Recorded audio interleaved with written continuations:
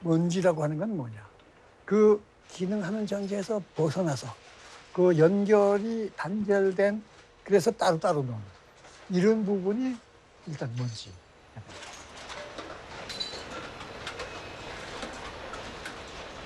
그러니까 먼지에 해당하는, 말하자면 쓰레기에 해당하는 이런 것들은 필수적으로 필이 생기죠. 생기지만 그 시스템 안에서 그것을 가지고 다시 전체 기능 속의 한 부분으로 활용할 수 있는 것도 만들어져야 된다.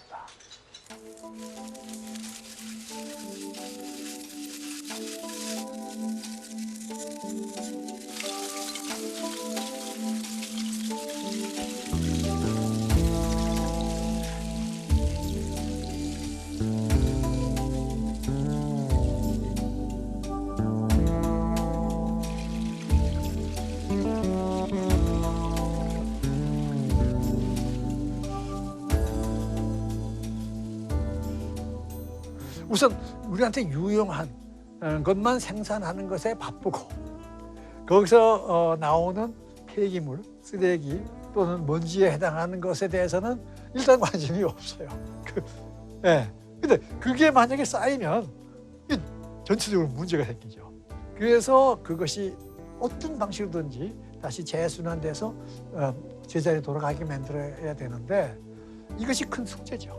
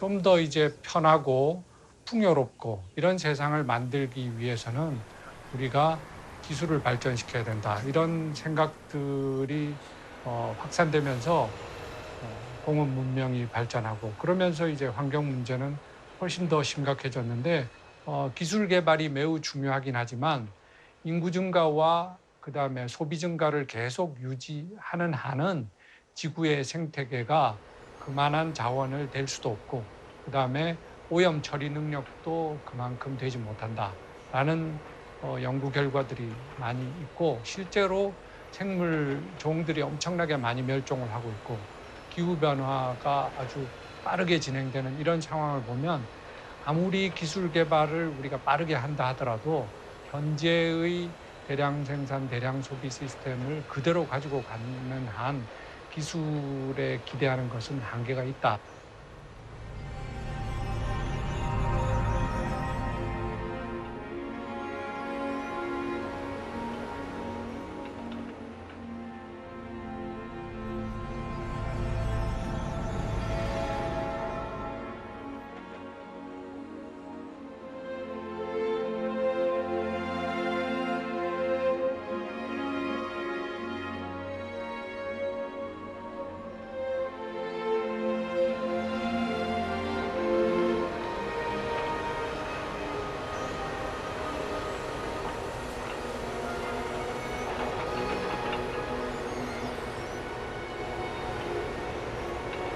공업 문명이 주된 원인이 아니라 사람 자체가 생태계를 파괴하고 지구를 위험에 빠뜨리는 주된 원인이다. 이렇게 보는 분들도 적지 않습니다.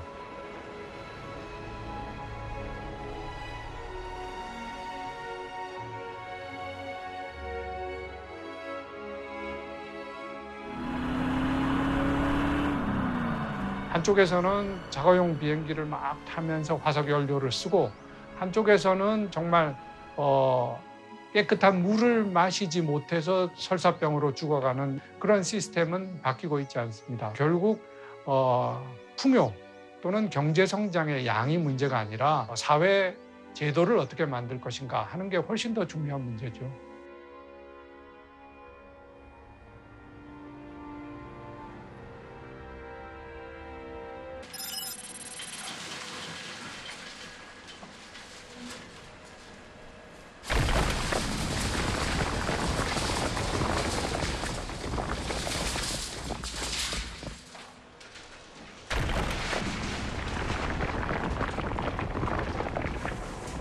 그 철거 현장이라는 게 그 콘크리트로 만든 어떤 돌덩이인 그런 건축물들을 잘게 부순 다음에 그리고 부순 것들을 트럭에 실어서 이제 다른 데로 옮기는 과정이에요.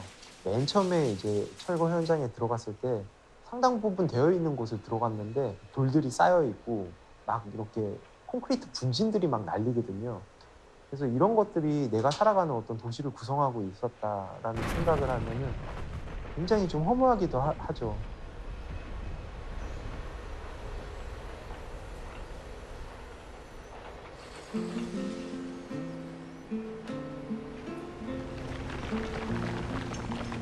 그 빨간 방이라는 것, 하나의 방이라는 것은 사람이 살아가는데 최소 단위가 돼요. 그래서 방이 하나가 있어야지 사람이 살 수가 있는데 그런 방들이 그 거대한 재개발이나 재건축이나 이런 어떻게 보면 도시에서 가장 큰 결정들이죠. 그런 것들로 어떻게 해체되는가 그 과정들을 조금 이제 촬영하고 싶었어요.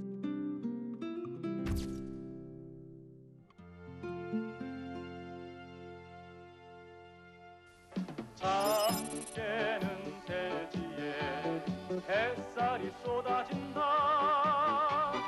어깨를 펴고 마음도 활짝 오늘을 만들자. 온결에 소망 담아 꽃 피울 우리 터전. 동서도 함께 남북도 함께 새 역사 만들자. 저는 이렇게 표현하고 싶은데 공간에는 두께가 있다는 거죠. 즉 어떤 사람들한테는 별거 아닌 공간이지만 나한테는 내가 이 누군가를 사랑하는 사람을 처음 만났던 공간일 수도 있고 어릴 적에 추억이 있는 공간일 수도 있고 골목길이라고 하는 건 단순히 골목길이 아니라 나한테는 엄청난 의미를 가지고 있는 공간이잖아요. 근데 자본의 논리라고 하는 건 뭐냐면 그런 게 중요하지 않아요. 일단 개발을 해야 되는 거고요. 개발을 하려면 그 전에 있던 거를 모조리 다 싹 정지 작업으로 허물어 버려야 되는 거죠. 그러면 평평한 평지가 된 다음에 요즘에 하는 건 고층 빌딩을 올리는 거죠. 아파트 단지를 만들든지 아니면 주상복합 건물을 만들든지. 그럼 남는 건 뭐겠습니까? 평당 얼마죠? 3.3 제곱미터당 얼마. 그다음에 모든 것이 교환 가능한 화폐적 가치로 만들어져요. 학교 간 아이들이 돌아올 때까지라도 집터 근처에 있게 해달라는 엄마들은 그러나 우리에겐 맞음으로 때리고 짐으로써 이길 수 있는 그런 싸움이었다.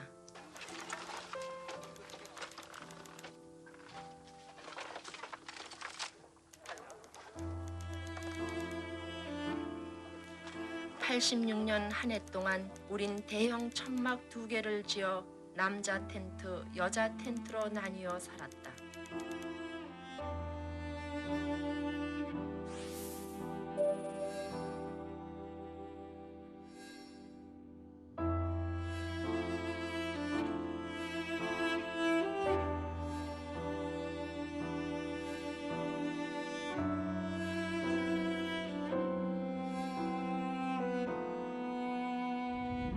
그 사라지는 것에 대한 추억도 있고요.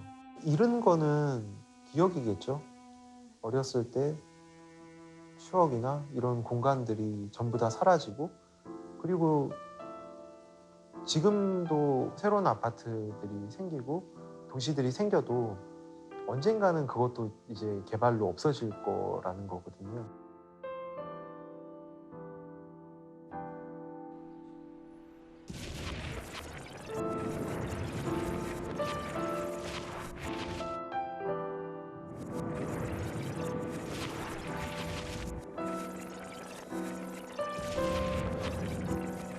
사라진다는 거에 대한 그런 아쉬움이 제일 큰 것 같아요.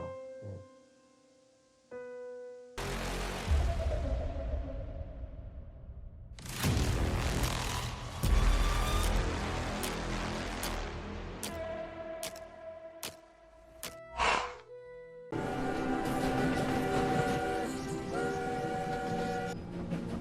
불은 인류가 손에 넣은 가장 강력한 무기입니다. 불로 태워 에너지를 얻으면서 인류의 문명은 크게 발전했습니다. 하지만 불은 대가가 있는 무기였습니다. 반드시 재와 연기, 즉 먼지를 남겼습니다.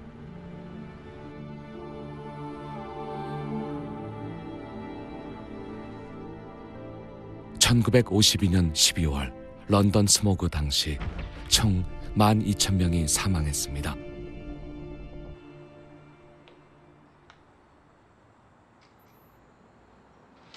대기 중에 떠다니는 먼지는 대개 10마이크로미터보다 작습니다.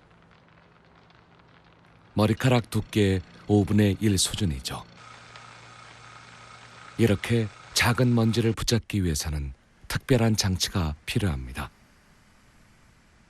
공기를 빨아들여 그 안에 섞여 있는 먼지만 걸어놓는 방식. 작은 먼지들도 모아놓고 보니 어디에 있었느냐에 따라, 무엇을 태웠느냐에 따라 제각각 다른 얼굴을 보여줍니다. 마치 지문처럼 모든 먼지는 저마다의 흔적을 남깁니다.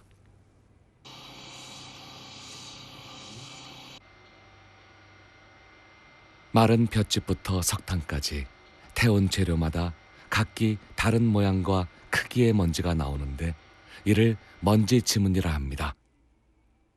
먼지 지문만 살펴봐도 어떤 것의 먼지인지 짐작할 수 있는 것이죠.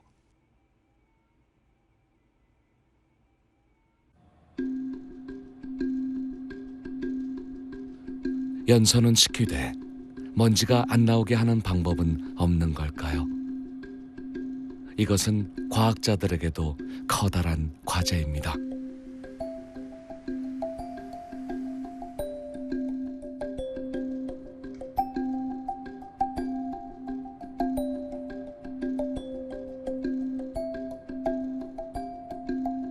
다른 조건은 똑같이 하고 공기의 양을 줄였습니다. 보이지 않던 빨간 빛이 선명해집니다. 태워서 먼지가 늘어났기 때문입니다.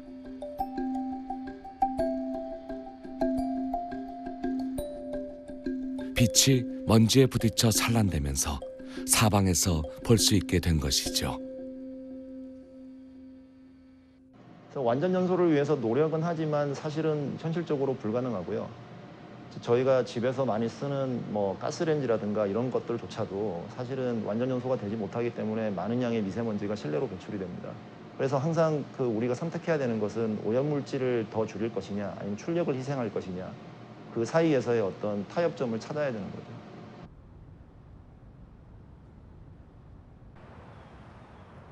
어쩌면 처음에는 작은 선택이었는지도 모릅니다. 인류는 무엇을 선택하고 무엇을 버렸을까요?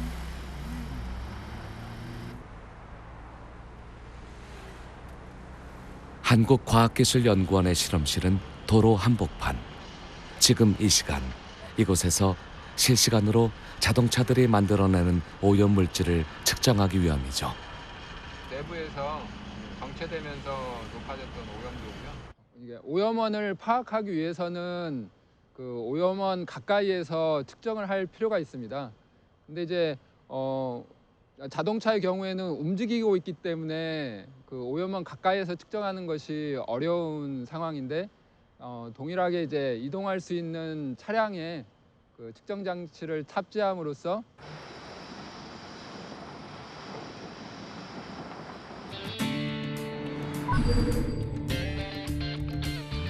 차량 통행이 많은 대로변으로부터 미세먼지 개수가 어떻게 변하는지를 측정했습니다. 보통 200m까지 도로 먼지의 영향을 크게 받는데 이런 이유로 미국 LA에서는 대로변에서 168m 안에 신축 학교를 짓지 못하게 합니다.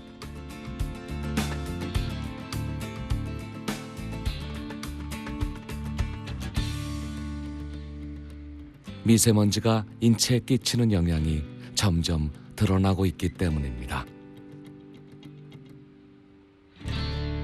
2012년도 이후에 이미 WHO에서 대기오염 물질과 배출가스는 1급 발암물질로 규정을 했기 때문에 사람을 대상으로 한 실험은 이미 할 수가 없는 상황입니다. 그래서 어쩔 수 없이 이제는 동물 실험을 통해서 배출가스에 의한 장기적인 영향을 볼 수밖에 없는 상황이 된 거죠.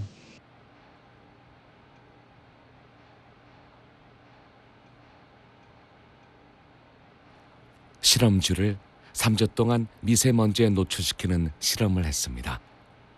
평일 8시간 동안은 미세먼지를, 저녁 시간과 주말에는 일반 실내 공기를 넣어주었습니다.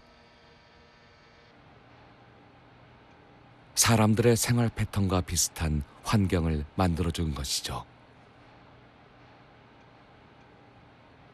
3주 후 어떤 변화가 있었을까요?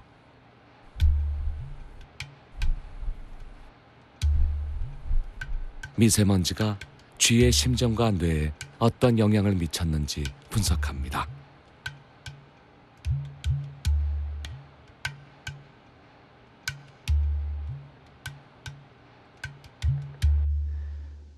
깨끗한 공기에 노출된 쥐에 비해서 이 대기오염 배출가스에 노출된 쥐인 경우에는 심장의 정기적인 흐름이 변화가 되고 이제 부정맥을 일으키는 것을 실험적으로 확인을 할 수가 있었습니다. 미국에 있는 연구자들이 그 멕시코가 대기오염 물질 농도가 상당히 높기 때문에 거기에 있는 그 개나 고양이 뇌 조직을 이제 조사를 해봤더니 뇌 혈관벽이 두꺼워져 있었고 그 뇌 혈관벽 주변으로 검댕이라고 우리가 흔히 알고 있는 블랙 카본이죠. 자동차 배출가스의 아주 중요한 발암물질 중에 하나인 그 검댕이 그 개의 뇌 실질에 분포하고 있는 것을 찾아내었습니다.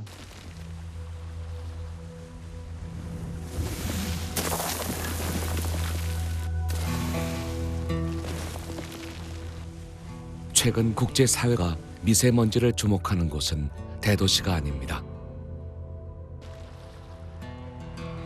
북극, 도시 먼지 개수의 1000분의 1 수준인 이곳이 먼지와 무슨 상관일까요? 문제는 북극을 가로지르는 배들입니다.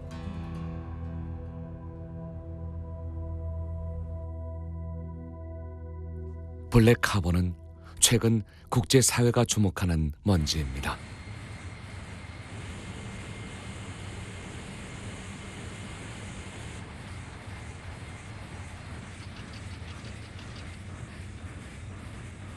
엄격해지는 국제 기준에 맞춰 선박 엔진의 오염 물질을 줄이고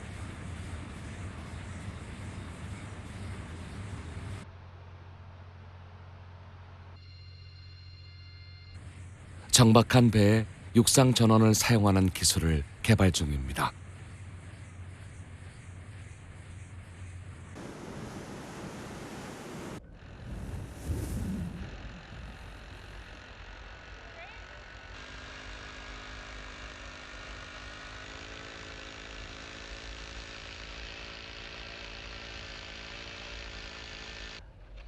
지표면이 다져진 먼지라면 빙하는 다져진 눈입니다.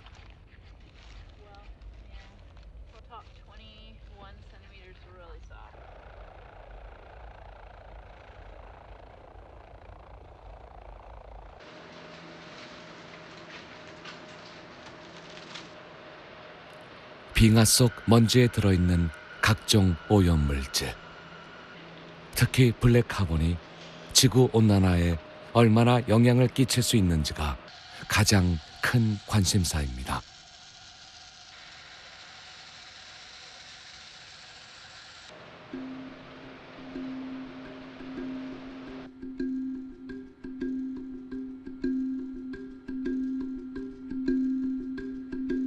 블랙 카본이 빛을 흡수하면 주변 공기가 뜨거워집니다. 마치 아지랑이가 피어나듯 블랙 카본 주변 공기의 굴절률이 달라지는데 레이저로 굴절률의 변화를 재면 블랙 카본의 열 흡수율을 알 수 있습니다.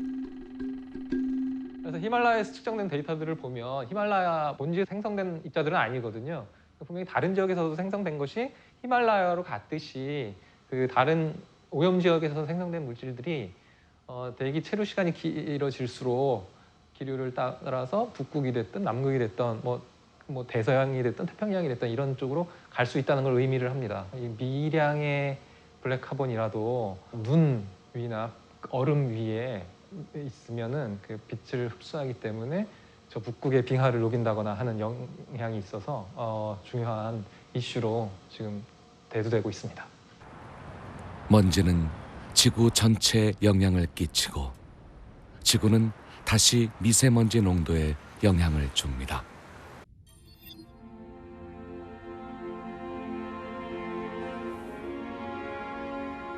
최근 자주 나타나는 고중위도 지역의 미세먼지 고농도 현상이 고기압 발생 빈도와 관련이 있다는 주장이 있습니다.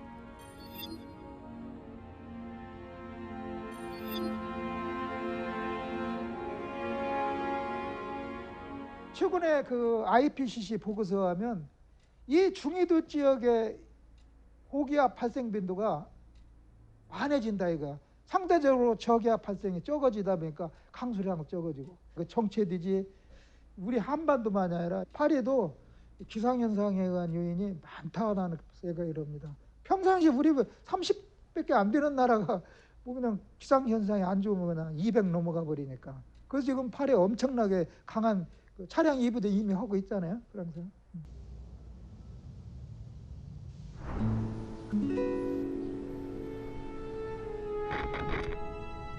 원래부터 먼지에게 국경은 없었습니다.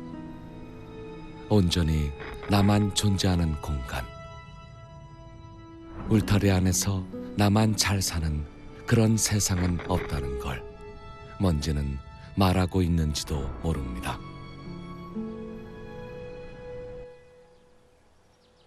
답은 자연에 있습니다. 자연은 온갖 풍진, 즉 바람과 먼지를 버텨왔습니다.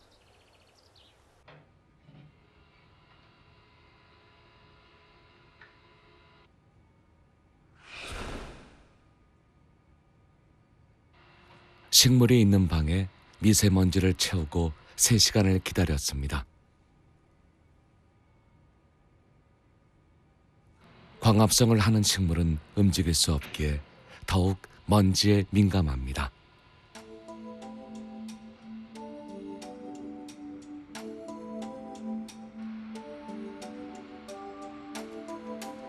잎 뒷면 20 마이크로미터쯤 되는 기공으로도 미세먼지를 흡수합니다.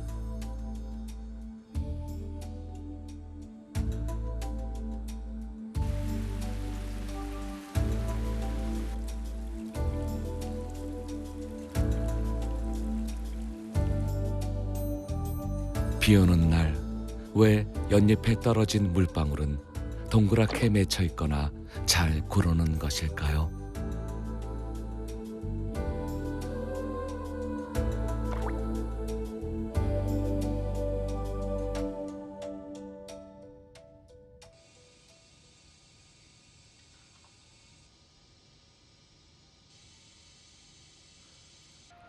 자가 세정 표면 기술은 연잎에서 얻은 아이디어입니다.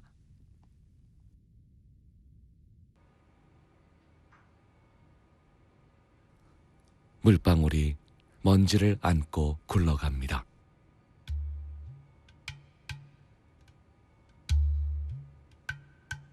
이 원리를 이용하면 먼지가 잘 묻지 않는 표면을 만들 수 있습니다. 물방울은 제 몸이 닿는 표면에 따라 모양이 달라집니다.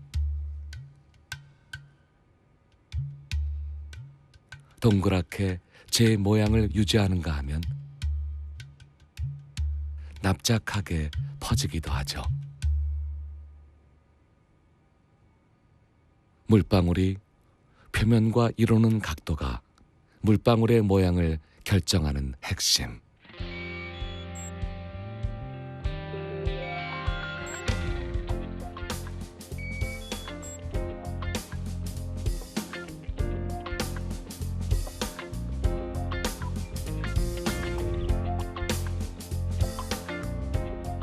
평평해 보이는 표면을 확대해 들여다보면 울퉁불퉁한 모양입니다.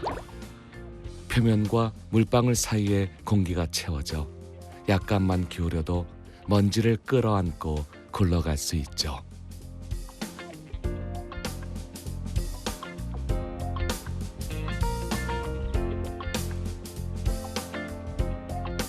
동그란 물방울은 표면 위를 굴러다니며 먼지를 제거하고 납작하게 퍼진 물방울은 표면에 수막을 형성해 먼지가 붙는 것을 막아줍니다. 보이지 않는 먼지를 알기 위해선 보이는 것 너머를 봐야 합니다.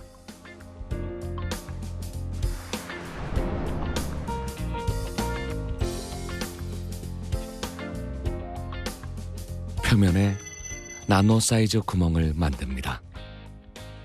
터널 모양의 나노 구조는 작은 먼지가 벽면과 일으키는 마찰만으로도 약한 에너지가 만들어지는데 이 에너지를 모으려는 아이디어입니다. 예전에 이제 중국의 어떤 공장지대에 좀 아무래도 화학 공장들이 많으면은 화학 먼지들이 많이 발생하기 때문에 그런 것들을 이용을 하면 좀 쉽게 제너레이션을 할 수 있지 않을까. 제너레이션이라 하면 이제 전기를 발생시킬 수 있지 않을까 하는 착안을 했었고요. 근데 이제 최근에는 뭐 우리나라도 미세먼지로 많이 이슈가 되고 있기 때문에 어떤 그런 것들을 잘 이용을 한다면 이 연구가 조금 더 정말 실용적인 측면에서도 개발이 될 수 있을 거라고 생각합니다.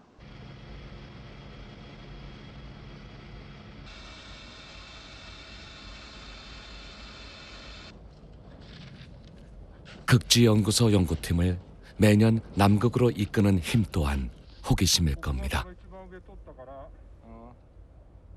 남극의 쌓인 눈에는 보이지 않는 나이테가 있습니다. 약 50cm가 1년이죠.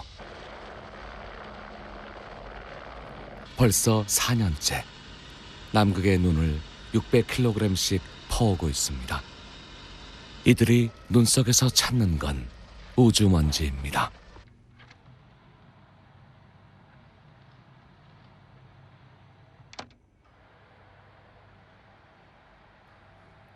우주먼지 중에도 물에 잘 녹는 성분이 있습니다. 눈을 빠르게 녹이면 컵에 머무는 물의 양이 많아져서 우주먼지가 물에 녹거나 손상될 수 있기 때문에 매일 조금씩 천천히 눈을 녹여야 합니다.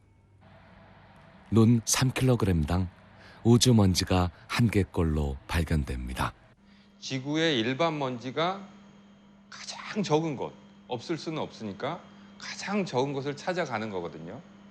그래서 그게 이제 지구에서 우리가 흔히 가장 깨끗한 얼음 대륙이라고 하는 남극에 가는 거고, 남극 중에서도 우리 기지가 있고 사람들이 활동해갖고 주변이 산이 있는 또 이런 데 안 되고, 그러니까 갈 수 있는 곳이 또 남극의 내륙 안쪽 오로지 눈밖에 없는 곳에 가서 눈을 퍼오는 거거든요.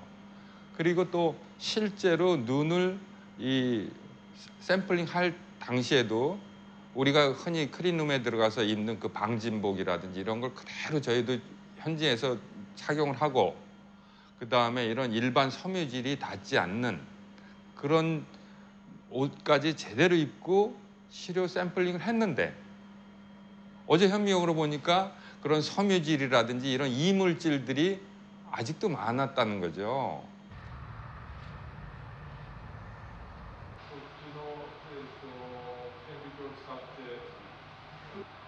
우주먼지 연구는 눈에 보이지 않을 만큼 작은 것과의 싸움입니다. 우주먼지는 미세한 힘에도 바스라지기 때문에 붓으로 하나씩 찍어 동판에 옮깁니다.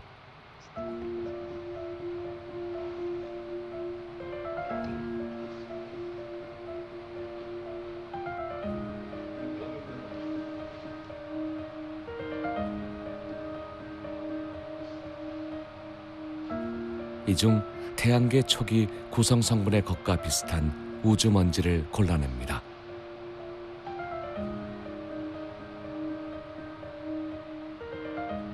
골라낸 우주먼지를 손상시키지 않고 내부 구성 광물을 분석합니다. 기초 분석이 끝난 우주먼지를 단단하게 굳힌 후 10등분합니다. 한 조각의 크기는 70나노미터. 우주먼지가 있었던 곳의 환경을 알아낼 수 있죠. 절반은 연구에 사용하고 절반은 보관합니다. 연구진은 우주먼지 중에서도 소행성이나 해성의 먼지에 관심이 많습니다. 태양계가 만들어질 때 최초 물질을 간직하고 있기 때문이죠. 2014년 12월 3일 소행성 탐사선 하야부사 2호가 발사됐습니다. 투자 비용만 2,700억 원. 우주먼지를 구하려는 이유가 무엇일까요? 望遠鏡で観測して作られた理論がですね、たった一粒の塵の分析で全部ひっくり返る、そういうことがあるんです。なのでそのサンプルから得られる情報っていうのは一番強いんですね。だから貴重なのでそこにお金をつぎ込むわけです。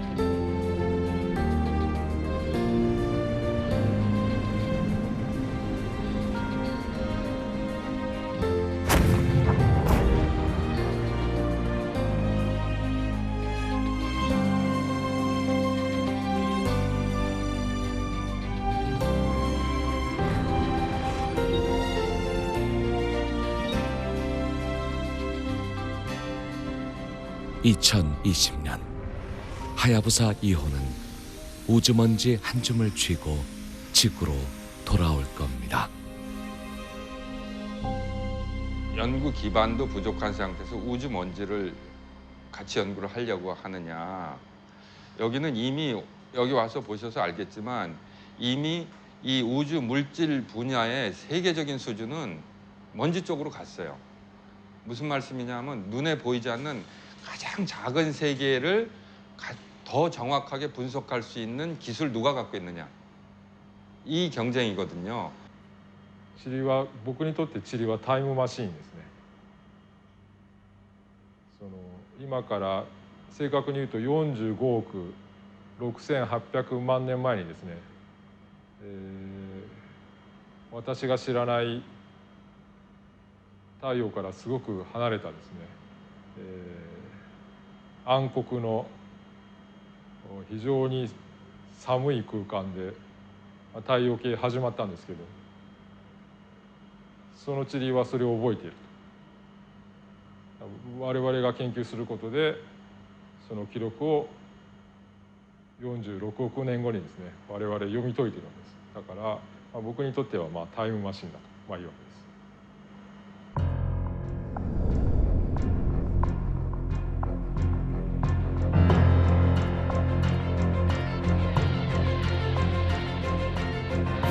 137억 년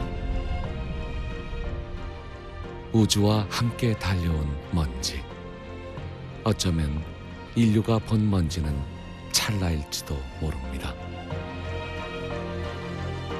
먼지는 왜 작아졌는가? 우리의 물음은 이제 시작일 뿐입니다.